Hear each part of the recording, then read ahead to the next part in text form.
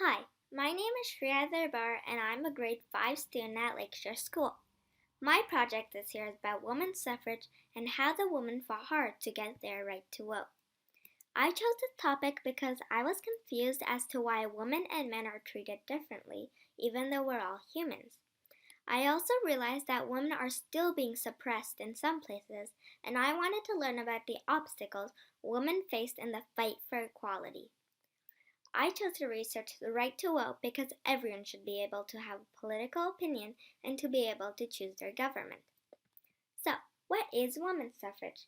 Well, women's suffrage is the fight for a woman's right to vote in political elections. By the 19th century, full citizenship was legally limited to men only, and this was mostly because women were considered housewives. In Ontario, the women's suffrage movement started in around the beginning of the 1870s by Dr. Emily Howard Stowe, who was one of Canada's first female doctors. Dr. Emily Stowe led a public meeting about the need for equal education in 1883. Suffragists had many ways of fighting peacefully, such as protests, petitions, rallies, speeches, and there were many others too. What is a suffragist, though? Well, a suffragist is someone who fought for a woman's right to vote, and many of them believed that it would lead to a better country. Early suffragists were typically white middle-class women, but they could be black sometimes. But a suffragist was not always supported by others. Many people believed that suffrage wasn't a good thing and that nothing should change, including some women. This is my model, and so what it represents is that the men could just easily go ahead and vote, but women were blocked off from doing so, and they knew this was wrong, so that's why they protested, which is what the woman figurines represent. This is a timeline of when women were given the right to vote.